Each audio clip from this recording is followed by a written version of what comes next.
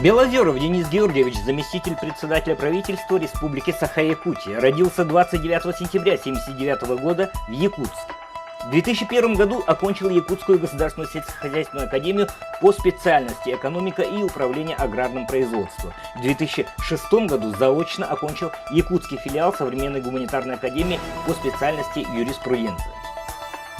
Трудовую деятельность начал в 2001 году в Министерстве финансов Республики Саха-Якутия в Департаменте развития села. Работал начальником отдела ФПК Якутия, заместителем министра сельского хозяйства Республики Саха-Якутия, генеральным директором Якутского хлебокомбината, министром экономики Республики Саха-Якутия. В июне 2018 года назначен исполняющим обязанности, а в октябре 2018 года утвержден на должность заместителя председателя правительства Республики Саха-Якутия.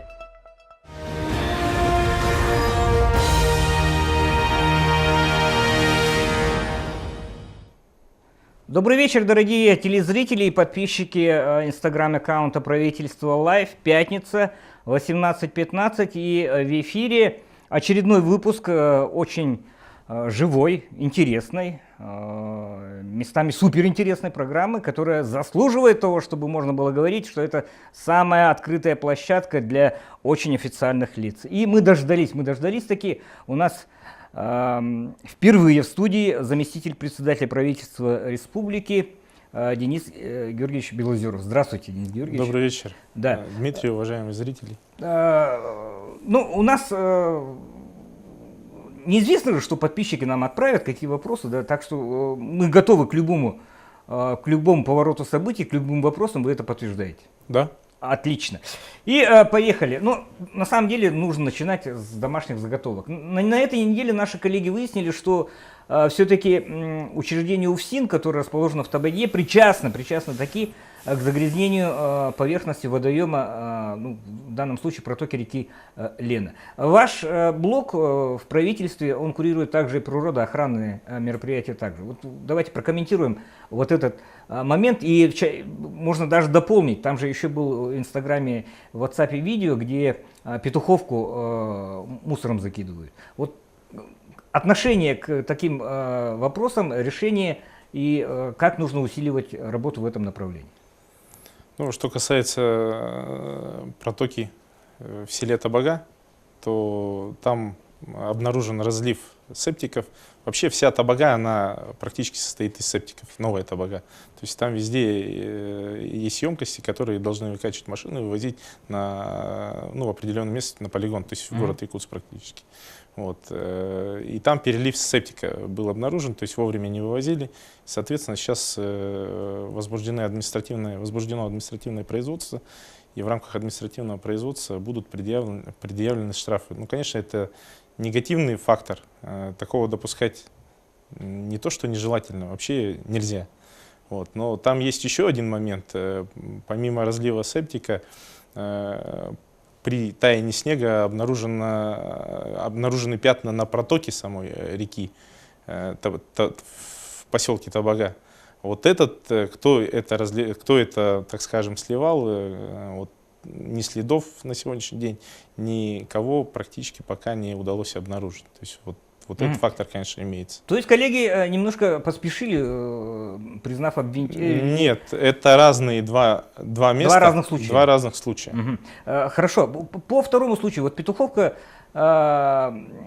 захламляется. Вот есть видео очень тревожное наших зрителей, которые призывают принять срочные меры. Срочные меры, они могут быть приняты, если будет обнаружен тот, кто это творит, так скажем, да, и, конечно же, к нему будут предъявлены все необходимые меры, наказания. А пока мы не обнаружим, кто это сделал, конечно, это трудно сделать. Но я думаю, что до таяния льда, снегов нужно это все убирать, в идеале, вывозить. Потому что это все может, как говорится, дальше пойти по реке Лен. Зачем это нам нужно? Мы не должны загрязнять реку Лен. Мы должны, наоборот, и берега очищать, и не засорять то, чем фактически живем. Хорошо. Идут уже вопросы от наших подписчиков. Капиталина пишет. Когда все жители республики могут потреблять местную продукцию по разумным ценам? Ну вот это основной ваш блок, такой аграрно-продовольственный, да? Ну, жители республики, они и так потребляют продукцию, в принципе, с учетом той поддержки, которая оказывается с государственного бюджета, цена как раз-таки практически на уровне той продукции аналогичной, которая завозится извне республики. Вот. Но все, конечно, потреблять не смогут. У нас на сегодняшний день обеспеченность, там, если взять мясо, 27%. Взять молоко порядка 52%. То есть обеспеченность практически по всему спектру, она не превышает там, 60% по всем видам производимой продукции в республике. При этом, конечно же, руководством республики проводится целенаправленная работа. Министерство сельского хозяйства, конечно, за эти направления отвечает, чтобы ежегодно у нас объем производимой продукции увеличивался.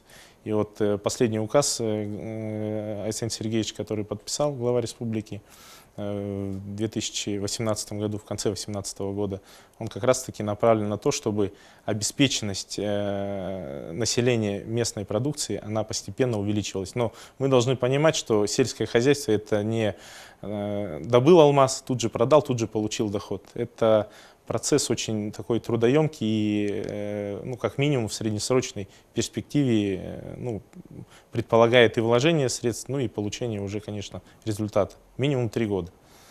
Ну, если это касается животноводства. Угу. Насчет животноводства, да, все цифруется сейчас у нас в России, да? То есть эгоиз, Меркурий и так далее. Следующий наш вопрос вот насчет ветеринарных сопроводительных документов в электронной форме. Ну, от себя добавлю, что, наверное, где-то там Малакае, да, оформить вот этот самый Меркурий будет животноводу затруднительно. Ну, на сегодняшний день вообще вся система по производству, по перемещению продукции, она охвачена различными системами информационными. То есть есть ветеринарная ВЕТИС, ветеринарная информационная система, которая объединяет в себе 13 систем, подсистем. Не систем, а подсистем. И все это вот интегрируется в одну систему. И в том числе вот о той системе, которую вы сказали, это система Меркурий. На самом деле эта система показывает прохождение продукции, от, ну, всей прохождения животноводческой продукции. От того, кто произвел, грубо говоря, молоко, куда это молоко пошло, где переработалось, где потом продалось. То есть всю цепочку можно отследить. Эта система создана для того, чтобы как раз-таки бороться с контрафактом. Что касается уже внедрения этой системы в республике, то она, конечно, идет, ну, проходит определенными темпами, тяжеловато где-то, но по большей степени это из-за отсутствия нормальной связи, вот как вы сказали, Малакай, там другие труднодоступные населенные пункты, но при этом есть определенные подходы. То есть тот, кто зарегистрировался в системе, он может отдать права на работу в этой системе другому лицу, там, где может быть система, ну, то есть интернет, он позволяет это все в ежедневном режиме, либо тогда, когда продукция отгружается, заполнять. Но, опять же, должны еще и ежедневно практически, да, как продукцию отгрузили, гасить эти сертификаты. В принципе, на сегодняшний день у нас практически 19,5 тысяч зарегистрированных хозяйствующих субъектов. Но это не только в сельском хозяйстве, для понимания, это и индивидуальные предприниматели, которые занимаются общепитом, это учреждения социальные, которые тоже кормят, те же школы, да, те же, ну, предприятия общепита, магазины, они должны тоже в этой системе сидеть, потому что они получают сырье животного происхождения, либо продукцию, они ее продают, и они должны в этой системе все отражать. Угу.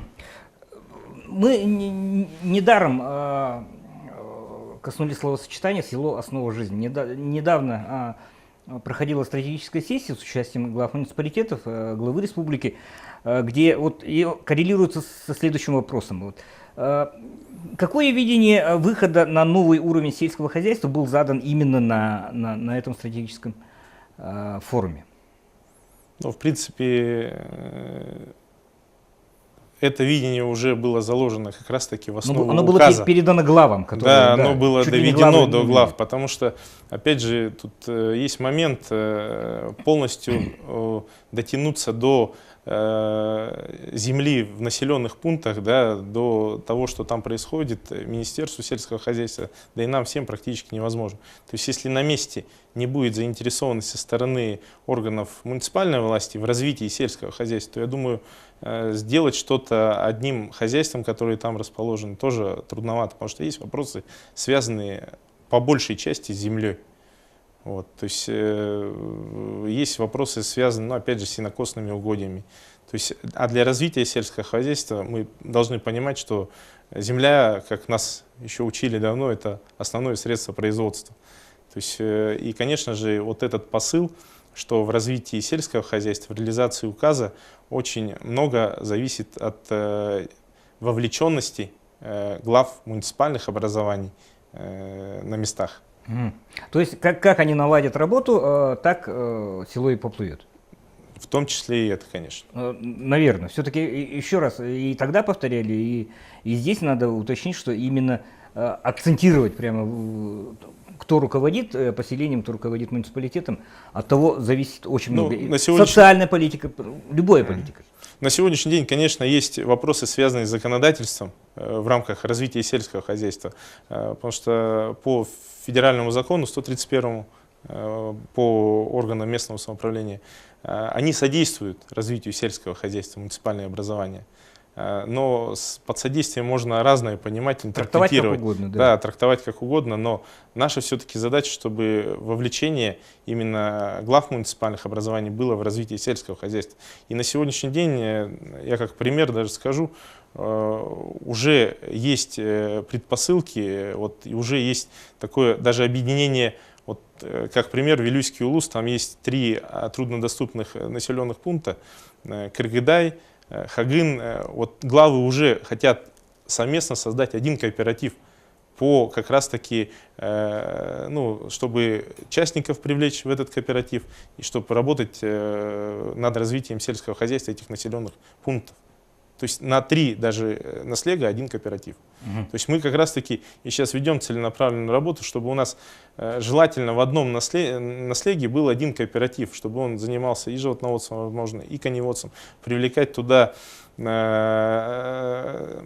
скот населения, чтобы, ну, максимально им было легче, потому что мы понимаем, что на сегодняшний день сельское население, особенно у тех, которых содержится скот, оно стареет уже. То есть из-за этого у нас идет уменьшение скота в частном секторе по большей степени. От себя добавлю, вообще вот такие муняхи, да, с участием сельчан, они же в основном и составляют, скажем так, аграрный блок. Да? Вам, как славянину, не трудно, чисто коммуникативно? Ну, потому что это, ну, вроде конституционное право людей там говорить на родном языке. Да? Дмитрий, я уже с 2001 года, как начал работать, я работаю в Якутии, и в принципе я уже, ну, так скажем, немножко проникся, и те моменты, которые связаны с сельским хозяйством, если хорошо слушаю, и если быстро не говорят по-якутски, я в принципе улавливаю все эти моменты. Отлично, отлично. Хорошо, следующий вопрос задают. Какие меры по приобретению Сардана волонтер? Какая помощь от государства предусмотрена на приобретение сельскохозяйственной техники и оборудования для растениеводства? Ну, у нас по линии Министерства сельского хозяйства есть поддержка в приобретении сельскохозяйственной техники и оборудования по растениеводству. Уровень возмещения составляет 95%, но это в основном техника, связанная с уборкой зерновых, с уборкой картофеля. Это энергонасыщенная техника, которая стоит там 5 миллионов, да? Ну и меньше, конечно, прицепная техника. Вот, это первое направление. И второе направление, это есть программа развития кормопроизводства. Средства доводятся до муниципальных образований, они софинансируются со своей стороны, ну, в пределах, так скажем, возможного, да, там, до 2%. И эта программа уже осуществляется на протяжении, то есть 3-й год будет осуществляться. И вот у нас как раз-таки за счет реализации этой программы пошло увеличение посевных площадей, расширение кормовых культур. То есть увеличение производства кормовых культур. И вот в этой программе тоже заложена поддержка на приобретение сельскохозяйственной техники и оборудования. Мгм. Давайте мы что-то такие тяжеловесные вопросы пошли, да? Где в лизинг оборудование приобрести и так далее. Немножко отвлечемся. Мысленно снимем галстуки и ответим на пару вопросов, которые требуют такого очень быстрого ответа, который можно ответить да или нет. В какой школе вы учились? Сперва в Табагинской неполной средней, потом в Табагинской средней школе. Это пригород. То есть Табага для вас это как бы не пустой звук? Нет, Табага это не пустой Отлично, звук. Мама это малая родина Дениса Георгиевича, Да. так что запомните, в Табагинской школе. В институте, вернее в вузе обучаясь, что вам легче всего давалось? Ну, наверное, высшая математика. Высшая математика. Да, я люблю цифры, я с цифрами дружу. Наверное, больше всего вот это нравилось. Ага. Есть ли у вас дети? Какого возраста? Да, у меня 2 детей, 2 мальчика, 9 и 6 лет. Когда вы в последний раз с ними куда-то ходили? Буквально, ну, на самом деле, любая свободная минута у меня, она посвящена только детям, семье.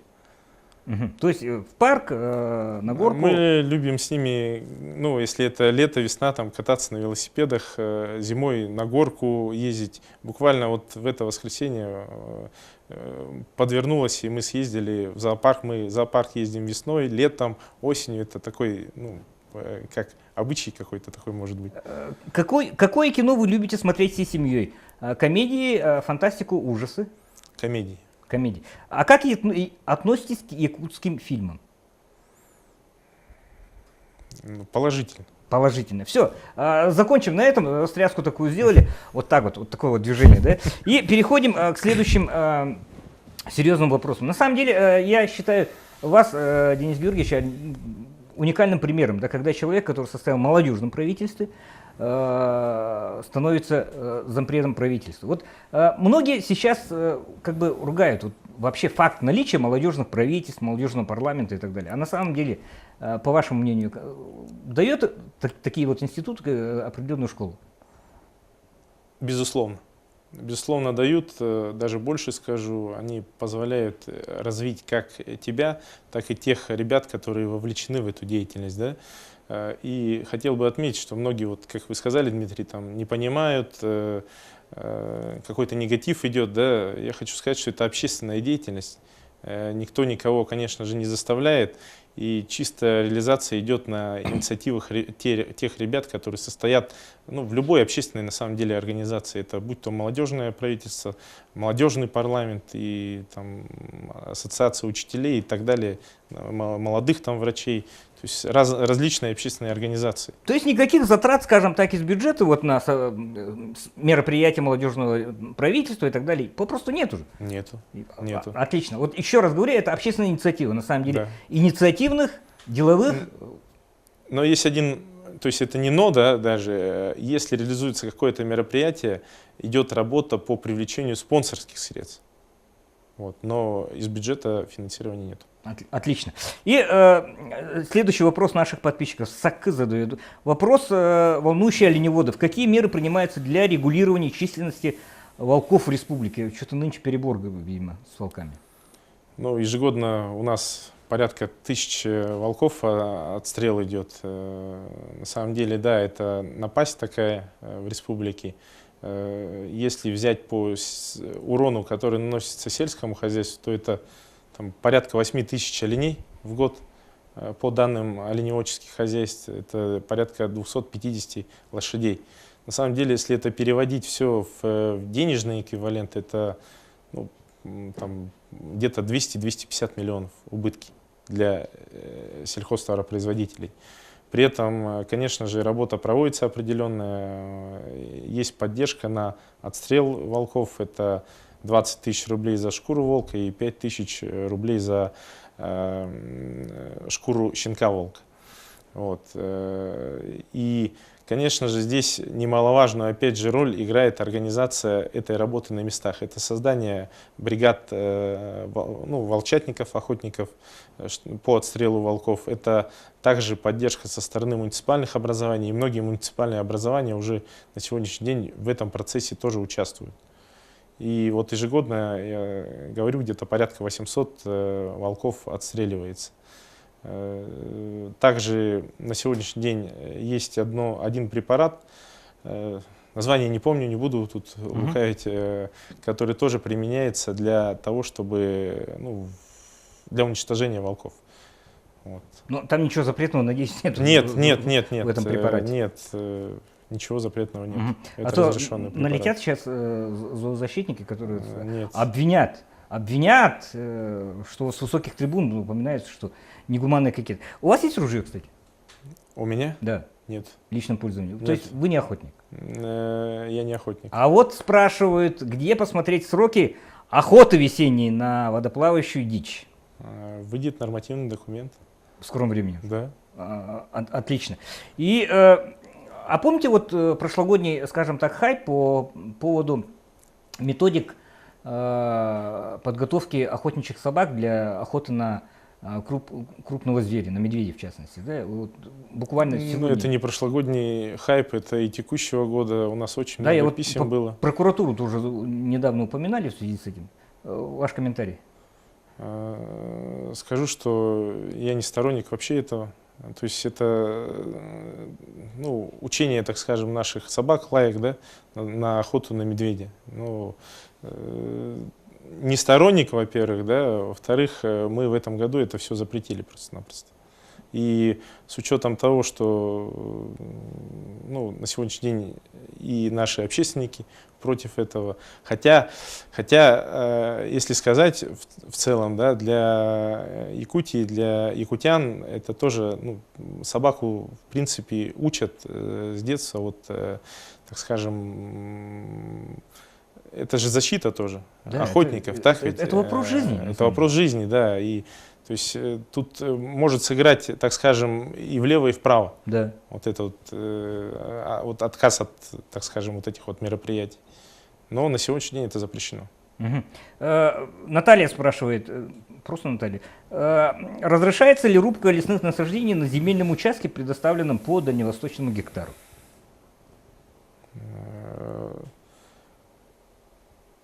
Разрешается, но, опять же, да, есть определенные требования. Дальневосточный гектар после того, как договор заключен, прошел регистрацию, в течение года заявитель должен предоставить, так скажем, как будет использовать этот дальневосточный гектар. После того, как предоставляет, в течение 6 месяцев делает лесной план. План застройки, так скажем, да, согласовывает его, и после этого делает вырубку под дом, под, не знаю, каннибазу, под садовый участок. Но при этом он этот лес еще должен у того лесничества, где вырубает, выкупить. Но это лес недорогой, там в пределах 70 рублей за куб, там, в принципе, не такие большие затраты, но должны пройти определенные процедуры. Но разрешается. Следующий вопрос, который адресуется, тут параллельно тоже еще в моих соцсетях тоже задают. Как отрегулировать цену на северную рыбу? На самом деле мы сейчас очень большую работу проводим, и я думаю, все слышали и о создании фонда поддержки АПК, да, и о создании агрохолдинга. Я как пример просто скажу, на сегодняшний день есть рыба, которая перекупается, там 2-3 перекупщика и продается по дорогой цене.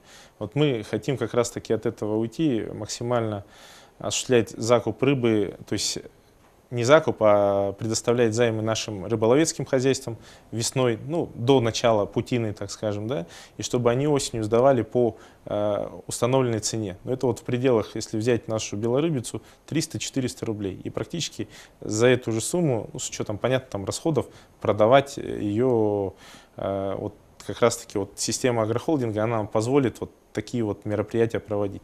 И мы думаем, что в ближайшие, может быть, в этом, может не в этом, пока сейчас это все формирование будет, уже, думаю, в следующем году как раз-таки мы постараемся снизить цену, в том числе и на рыбу. Мгм. Фруктов касается вопрос. Фруктов. Ну, фрукты у нас все завозятся. Не-не-не, ну понятно. Ну, видимо, в связи с определенными событиями, когда вот был же коллапс фруктовый, когда все было закрыто и так далее. А что республика может сделать для государственного завоза столь полезной продукции? Ну, на сегодняшний день такой вопрос не рассматривался. Вы имеете в виду, чтобы государство само завозило фрукты и Ну, определенные цены? видимо, были? да. Ну, пока такой вопрос не рассматривается, еще раз повторюсь, да, потому что он требует, опять же, вложения средств. Любой закуп — это оборотные средства нужны, их просто нет. Если привлекать в банки, то, понятно, все эти расходы, опять же, сядут в тот продукт, который будет завозиться. Ну и на сегодняшний день, в принципе, обеспечение фруктами, ну, если взять в республике, оно, ну, у нас, если там вернуться на 5 лет назад, даже в городе Якутске такого, наверное, ассортимента, изобилия не было. А вот, ну, жизнь меняется, люди меняются, потребности меняются, и, наверное, под эти потребности предприниматели подстраиваются. Ага. Но пока на государственном уровне такой вопрос не рассматривался. Государство вряд ли экзотические какие-нибудь фрукты, скажем так, типа папайи и так далее, ну, да. завезет.